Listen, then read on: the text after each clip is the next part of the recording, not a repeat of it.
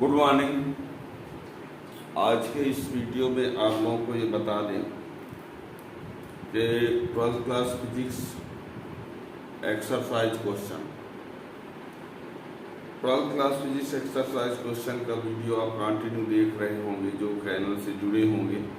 First chapter, second chapter, third chapter, fourth chapter continue चल रहा है। उनमें से फोर्थ चैप्टर का एक्सरसाइज क्वेश्चन नंबर 13 है, लास्ट, यानी 12th class physics chapter 4 exercise question अभ्यास प्रश्न जो बुक के लास्ट में दिए रहते हैं एनसीईआरटी बुक से।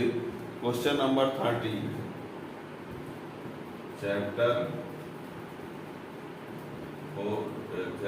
4 है एक्सरसाइज क्वेश्चन 4.1 से अभ्यास प्रश्न एनसीईआरटी का है ये। इसमें क्वेश्चन क्या बोलता है, क्वेश्चन तो आप लोग जो पढ़ने वाले बच्चे हो बुक से क्वेश्चन देख सकते हैं, और वो क्वेश्चन हम पूरा यहाँ लिखने वाले नहीं है, पर क्वेश्चन को पूरा समझा देंगे। टोटल क्वेश्चन इस प्रकार से है, सुनिए। क्वेश्चन बोला है कि एक वृत्ताकार कुंडली है और उस वृत्ताकार कुंडली को चुंबकीय क्षेत्र में ऊर्ध्वाधर लटकाया गया है। प्रश्न जो लिखा है एक लाइन बोले दे रहे हैं, एक वृत्ताकार कुंडली है जो चुंबकीय क्षेत्र में ऊर्ध्वाधर लटकाया गया है। उस कुंडली में फेरों की संख्या जो है वो 30 है। कुंडली की त्रिज्या जो है वो 8 सेंटीमीटर है। कुंडली में प्रवाहित धारा जो है वो 6 एम्पियर है। जिस चुंबकीय क्षेत्र में लटकाया गया उसका मान भी 1 टेस्ला दिया है, और चुंबकीय क्षेत्र और कुंडली के अभिलंब के बीच का कोण 60 अंश है। तो बताइए कि उस पर कुंडली पर लगने वाला बलयुग्म घूर्ण कितना होगा।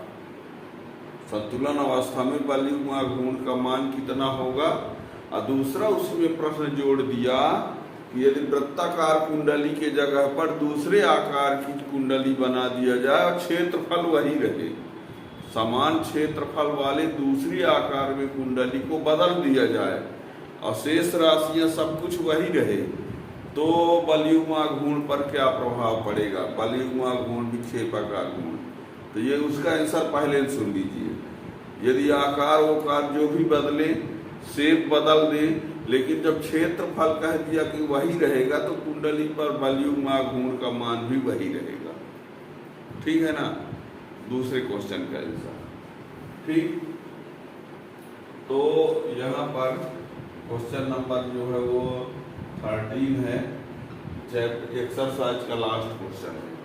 कुछ इस टाइप से देखिए, उसका डायग्राम से समझाते हैं।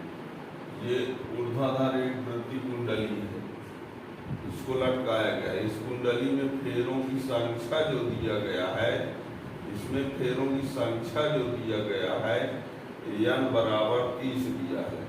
इसकी त्रिज्या जो दिया है 8 सेंटीमीटर है, यानी 8 × 10⁻² मीटर। और जो जिस चुंबकीय क्षेत्र में, ये चुंबकीय क्षेत्र है, चुंबकीय क्षेत्र B, इसका मान दिया है 1 टेस्ला। और इसमें अभिलंब जो खींचा गया है, अभिलंब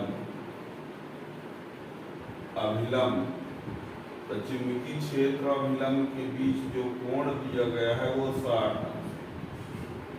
टाउ बराबर आपको ज्ञात करना। इसमें धारा I का मान जो दिया है वो 6 एम्पियर। लीजिए पूरा प्रश्न हमने लिख दिया।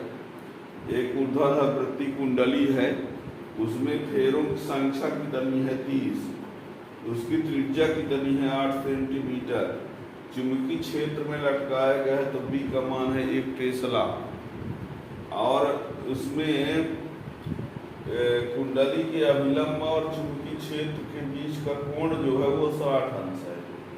कुंडली के अभिलंब है और चुंबकीय क्षेत्र के बीच का कोण कितना है 60। टाउ बराबर ज्ञात करना है। टाउ को लाने का एक फार्मूला होता है, उस फार्मूला को आप अलग से प्रूफ का एक साथ जानना चाहते हैं तो प्ले लिस्ट में जाकर उसको देख सकते हैं 4 चैप्टर में। ठीक है। एक समान चुंबकीय क्षेत्र में धारावाही कुंडली पर लगने वाला बलयुग्म घूर्ण, अलग से उसका वीडियो है, यहाँ फार्मूला लगा के सवाल को हल कर देंगे। तो यहाँ सूत्र होता है, हम जानते हैं वॉल्यूम मार गुण टाउ, विक्षेपण का गुण वॉल्यूम मार टाउ बराबर सूत्र होता है NIAB साइन थीटा। टाउ बराबर n का मान कितना दिया है 20, I का मान कितना दिया है 6, A का मान तो पाई आर स्क्वायर लिखेंगे। वृत्ताकार कुंडली है तो A बराबर क्या होगा वृत्त के लिए पाई आर स्क्वायर। वृत्ताकार कुंडली है, कहे तो सर आयताकार होती तो उसमें लंबाई गुणे चौड़ाई लिखना पड़ता। कहते वर्गाकार होती सर तो वर्ग का क्षेत्रफल बराबर भुजा स्क्वायर लिखना पड़ता है ना। तो यहाँ पर ये वृत्ताकार है तो पाई आर स्क्वायर। बी का मान कितना है ए, और ये साइन थीटा यानी 60। अब टाउ 180, पाई का मान 3.14, आर का मान 8 गुणे 10 की घात -2 का स्क्वायर, और साइन 60 का मान √3/2। ये लिखिए, ये 180 3.14, 8 64 और 10 की घात -4 √3/2। ये 2 से काट दिया 32 हो गया। टाउ बराबर देखिए इसको लिख देते हैं 1.80, 3.14 और 1.8 लिखे है ना।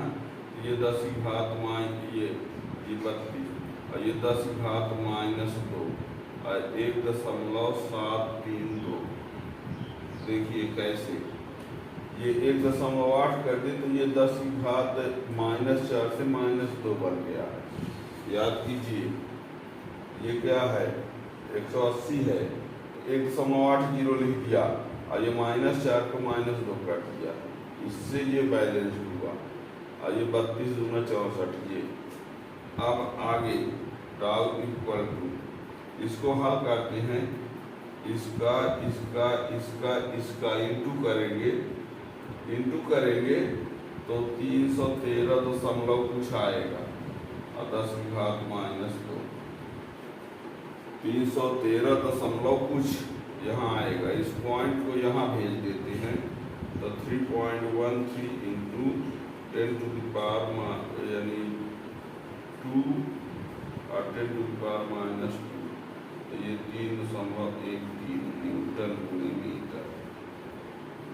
ठीक है, ये किया हमने।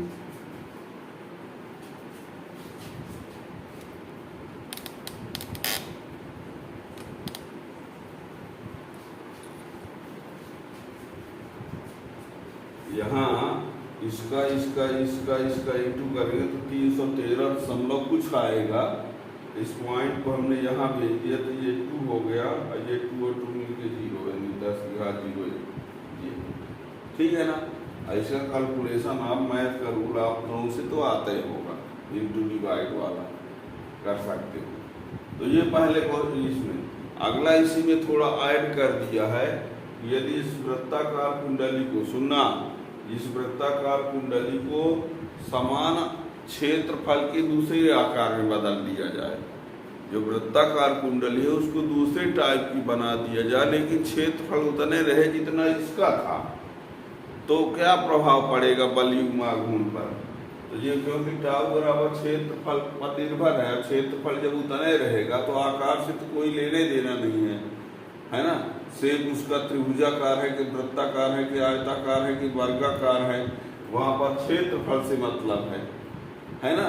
तो प्रश्न में तो ये कह दिया कि क्षेत्रफल उतने है उसका शेप चेंज कर दिया जाए तो क्या प्रभाव पड़ेगा, तो उसका आंसर वही रहेगा, उस पर कोई प्रभाव नहीं पड़ेगा। ठीक है, क्वेश्चन क्लियर हो गया। क्या क्वेश्चन था, एक वृत्ताकार कुंडली में फेरों की संख्या दिया था, उसकी त्रिज्या दिया था, प्रवाहित धारा दिया था और चुंबकीय क्षेत्र में जिस चुंबकीय क्षेत्र में लटकाया गया बी का मान दिया है, कुंडली के तल के अभिलंब और चुंबकीय क्षेत्र के बीच का कोण दिया गया है और टाउ का मान ज्ञात करिए। फार्मूला लगा के सभी वैल्यू को रख दिया, सॉल्व कर दिया आंसर।